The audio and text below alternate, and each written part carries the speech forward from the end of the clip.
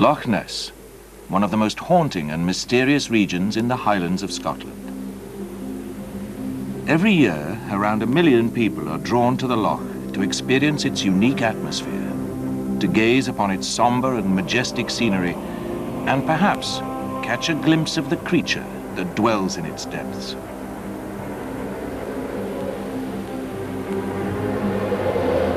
But few of them know that on the southern shores of the loch, there lies a house that has witnessed events that are even more strange and even more bizarre.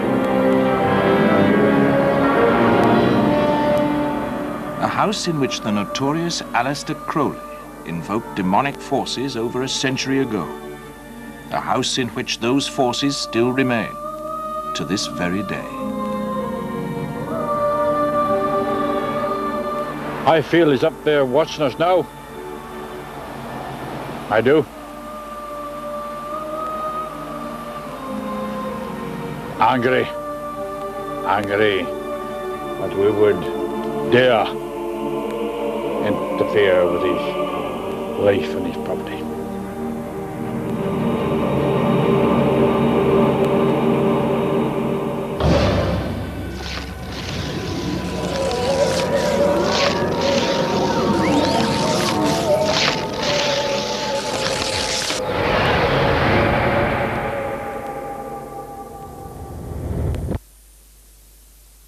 Crowley was a rich kid.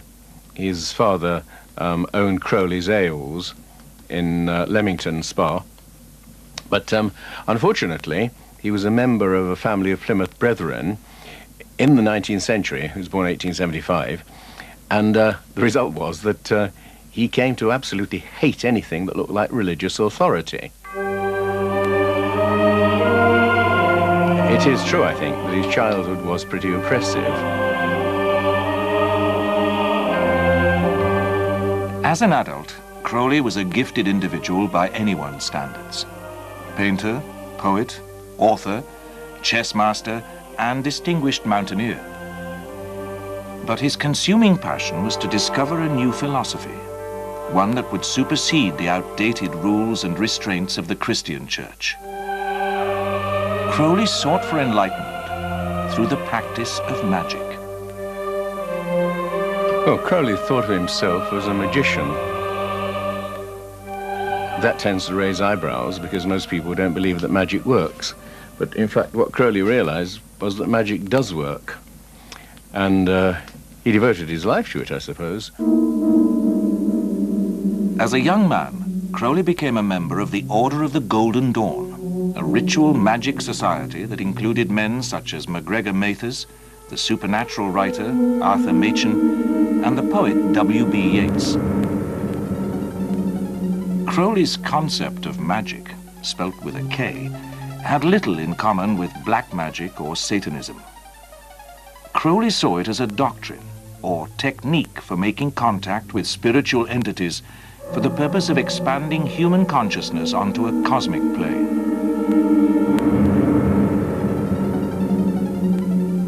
In 1899, Crowley arrived at Loch Ness. He was immediately drawn to Boleskine House as the ideal location he required to perform a complex and demanding magical rite. This was to have unfortunate and unintended consequences both for Boleskine and for Crowley himself. I mean, he took Boleskine because he wanted some quiet place where he could practice the magic of a magician called Abraham Allin the Mage. And it's a fairly long ritual and would usually take about 6 months or even longer.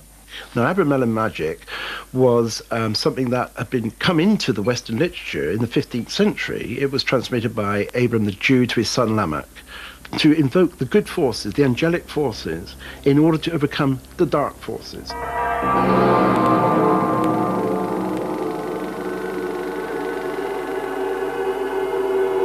He had to have an isolated house that was indicated.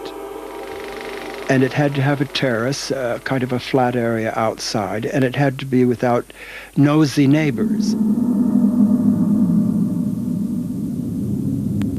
I don't know how he heard about Boleskine, but he must have been attracted to the name because it's actually derived from Baal, the bloody god of the Babylonians.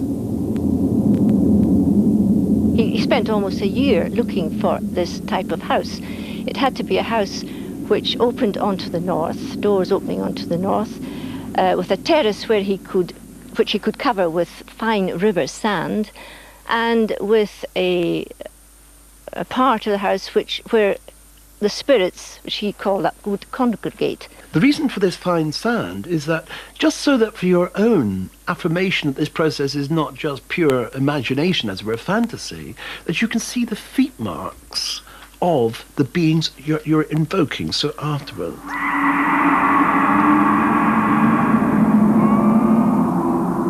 I mean, he really did know a lot about magic. He was willing to go through an enormous amount of difficulty and pain, so to speak, to perform rituals properly.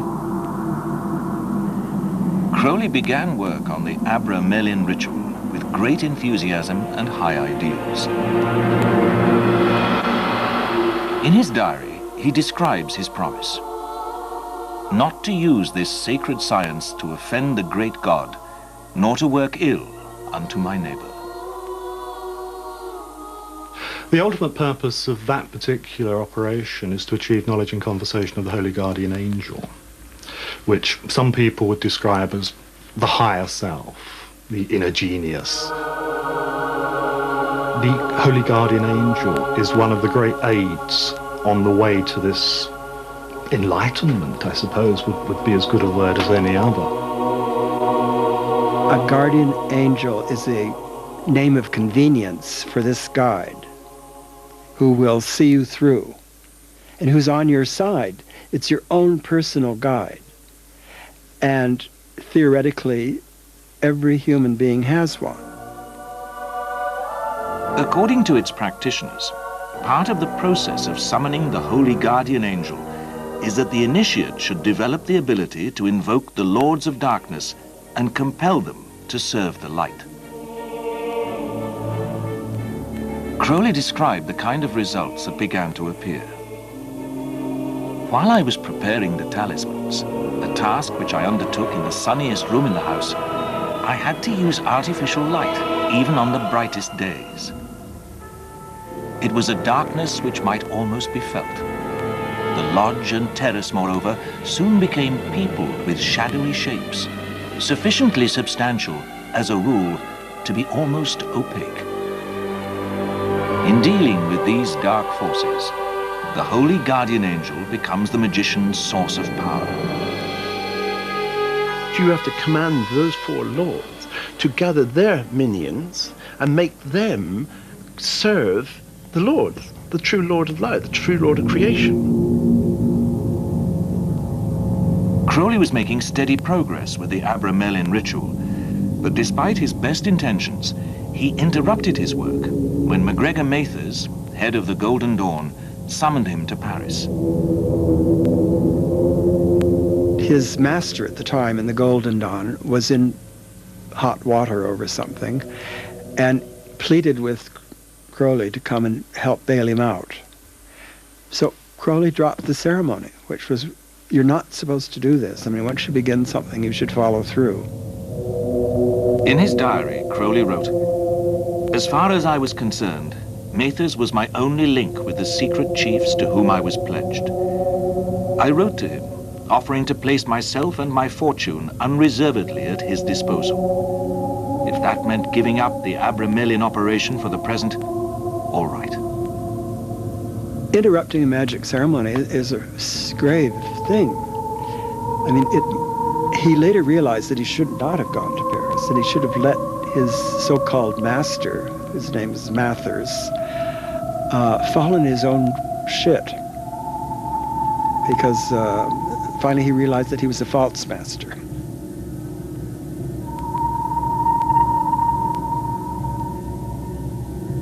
If you invoke the spirits to come and help you out or to teach you or whatever, there's something important that has to be done afterwards. You banish them, you clear the air. He never did that.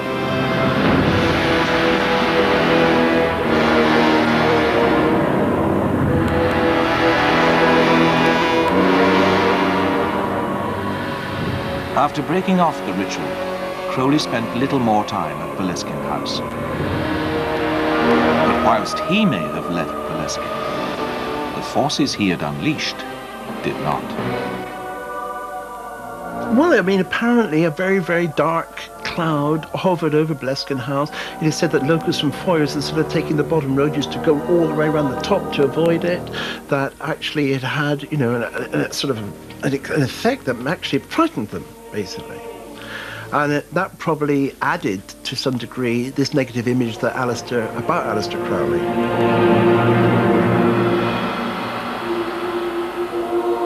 I think anybody who tries to control the spiritual world is going to make a mess of it, because these spiritual forces and entities don't want to be controlled, and they will come in, pretend to be helpful, and then take over themselves. Now, when he failed in that Abramelin magic, I think obviously there would be bad effects, and they could have easily used that place now as an intersection point. It may be something that they have got some type of connection to now. In other words, that, like say in some type of battle where you now seize that area of territory, they might consider that's their territory now. In the years that followed Crowley, Boleskine House frequently changed hands. Many of its owners suffered either professional or personal misfortune. The British film star George Sanders was one of the investors in a piggery venture at the house. The business collapsed.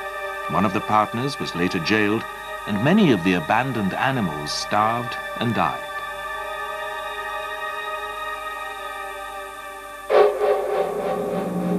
Another owner of Boleskine, a retired army major, actually committed suicide in the bedroom Crowley used.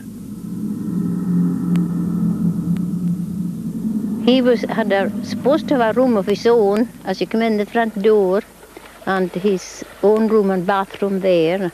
And I went to look, and there he was in front of this big mirror, and his head off. So I was so scared, I did run back to her bedroom, which was quite a distance, you know. And I said, "The Major shot himself, Mrs. Grant." When we came up, and I went in the front door, there was this little bone at the front door, and they had a little doggy. She gave it to him for his birthday. Pickywick was his name. And I says, "Where did you find that, Pickywick?" Because they had a huge fridge. There was nothing in it, and I wondered. And I took the bone and just threw it. My husband used to laugh afterwards. That's what I did. Anyway, the detectives, I told the detectives this. We knew it was a bone of his skull. Yeah, it was a bit of Edward's skull. They found it, We put into the coffin with the rest.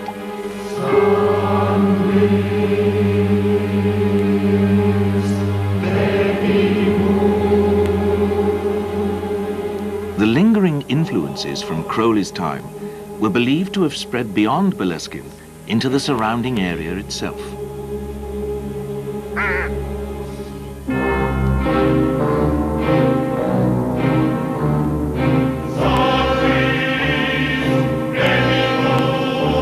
One of the things Ted Holliday observed about the Loch Ness Monster was that, and he spent years hunting after it, it seemed to behave in some ways like a supernatural being. And he believed that the Loch Ness Monster was partly a reflection of the things that Crowley had done there in his days at Boleskine, that some kind of magical influence pervades the area. Colin Wilson suggests that there's more phenomena since Crowley lived beside the loch than before that. Of course, we just don't know really how many people claimed to see the monster in the olden days, and it was never recorded. But if it is a spiritual phenomenon, then it's possible that Crowley created more sightings of the thing, that he got these memories out of the box almost and got them floating around, yeah.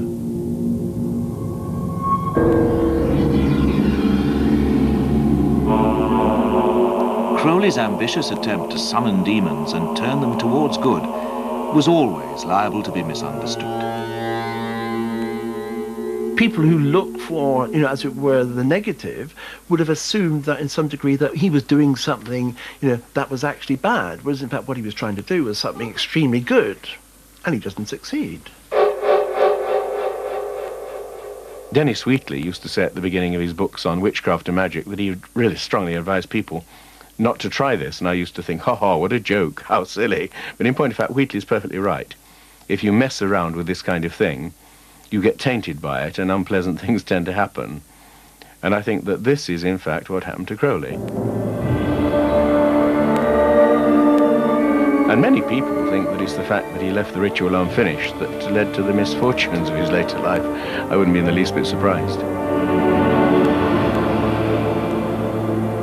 Crowley's subsequent career was indeed dogged by scandal and controversy, and a rather unsavory reputation grew up around him in the popular press. He is said to have finally completed the Abramelin ritual and to have contacted his holy guardian angel several years later, whilst traveling in Egypt. Crowley did find his guardian angel, and he named him, the name that came to him, his intellect didn't name it, the name came, like you have something that appears in a vision or a dream. And it was I was. The technical name for I was is Lucifer. And what does Lucifer has nothing to do with the devil. Lucifer means, in Gnostic terms, before Christianity, Lucis Fero. It means, I bring the light. It's the spirit that brings the light into the world. For the remainder of his life, Crowley continued his own attempts to spread the light through his magical work. Under dictation from Aiwas, or Lucifer, Crowley completed the Book of the Law, his Bible for a new religion for the post-Christian age. It would be called Thelema, or sometimes Crowleyanity. He even devised a new religious ceremony, a Gnostic Mass.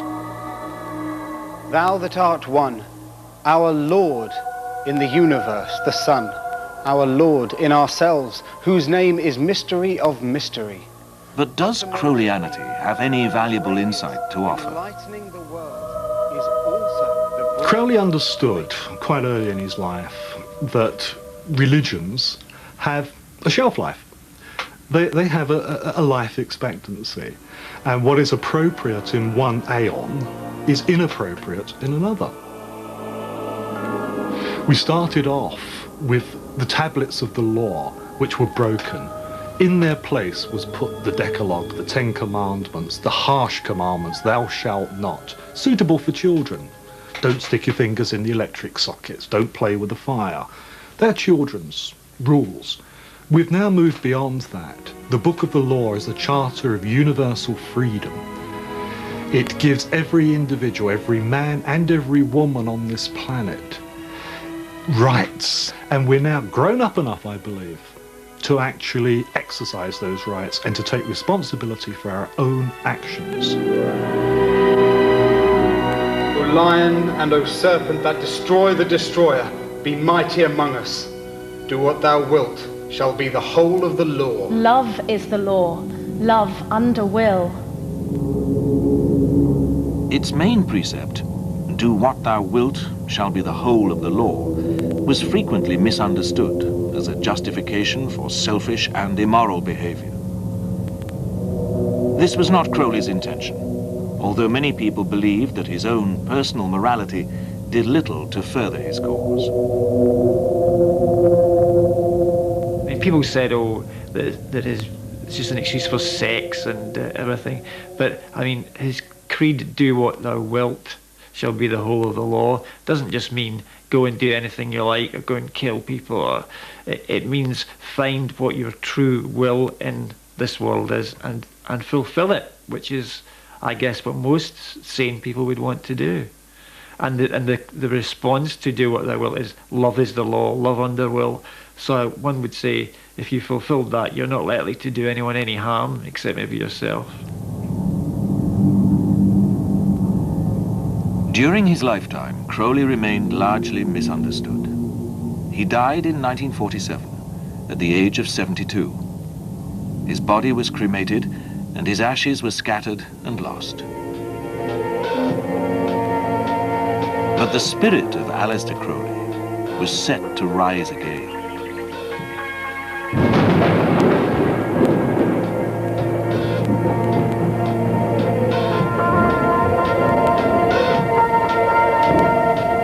In the 1950s, American filmmaker Kenneth Anger began a series of films directly inspired by Crowley's work.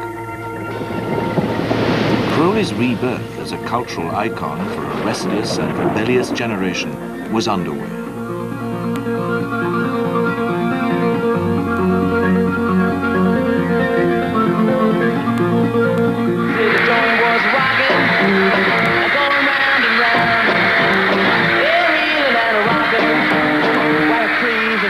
For the counterculture of the 60s, Crowley's work seemed to embody the desire for free expression and for a break with the past. Crowley seemed to have a special appeal for musicians who saw themselves as the social rebels of rock. He was included amongst the celebrities on the cover of the Beatles' hugely successful Sgt. Pepper album.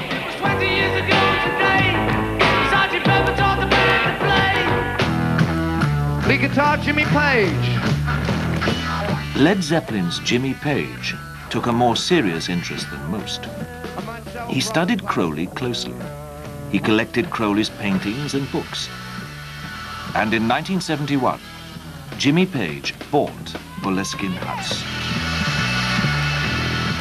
Jimmy Page was deeply involved in the occult, or deeply interested perhaps, and he had the money and the time to buy into it, and he apparently had a fantastic, maybe still has, fantastic collection of Crowley memorabilia. But he didn't spend much time at all. And I mean, you spend all this time and money and you buy the place, and then he didn't bother about it. How many more times? Page retained ownership of Boleskine until 1991, but the house was actually lived in and looked after by an old school friend called Malcolm Dent. But surely the effects of the young Crowley's magical work would have cleared Boleskine by now. I had no idea why he'd bought Boleskine House, the estate. I hadn't ever heard of Aleister Crowley. So arriving at Boleskine and discovering, one, that it has a history and a past, and a pretty weird past at that. Two, that there are certain things still going on there. Three, there are people who will visit the place to experience this and even practice it. And four, that one of my oldest friends seemed to be actively involved one way or another in this. There was a lot of things to sort of take in. Photographer Doogie Correns was a personal friend of Malcolm Dent. He often stayed at Boleskine House and also took many photographs there. Having spent quite a few nights there, I felt very uncomfortable when I went to bed. The lights were out. I would go off to sleep. I always go off to sleep immediately. But I always woke up at 2, 3 in the morning with feeling very uncomfortable. There was a definite feeling of a presence, a very strong presence that was trying to maybe get into you.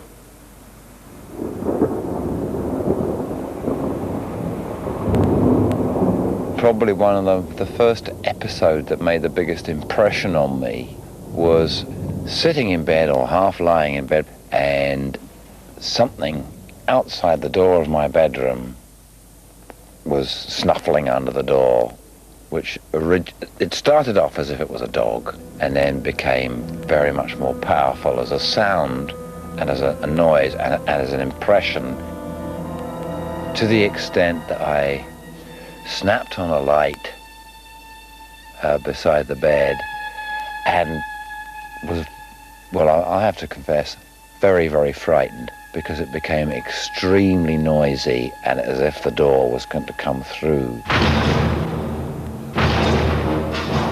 But I had a feeling as to what the creature was, and it was huge and very, very evil. And I was very, very frightened. Crowley, when he was raising the various demons and spirits at Boleskine, failed to banish all of them back from whence they came, and that one or two residues had been left behind. And he actually mentions that he had left this one bricked up, in, as he put it, in the centre of Boleskine House. The room I was in that night was the centre of Boleskine House. Why didn't we go mad? Why didn't we run out screaming our heads off? We wouldn't allow that to dominate our existence or our lives. Boleskine House was essentially a family house where a family was living, having as good a time as it could as a family, and attempting to blossom as a family. You had to acknowledge that somebody would come in from outside and have some incredible freaky time while you were there, and you saw it and witnessed it, and they were responsible for it because of their heads. House was good at that. House responded to, the Boleskine House responds to people. In 1991, Jimmy Page decided to sell Boleskine House. News of the sale aroused worldwide interest from both thrill-seeking fans of Crowley and Page, as well as from prospective buyers. I thought about it a lot, and I would not have bought it. Just, I don't know what, but there was, I say I never really saw anything, but I felt something. Now, whether that was in my mind, I don't know, but I would not have bought that house. Boleskine House did acquire new owners, but they have so far refused to be interviewed by television or the press.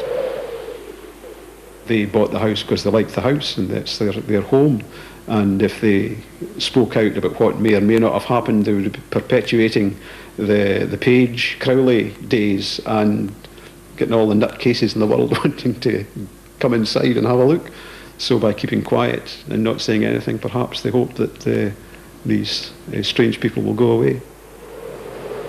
But can the lingering effects of the past ever be erased from Boleskine House?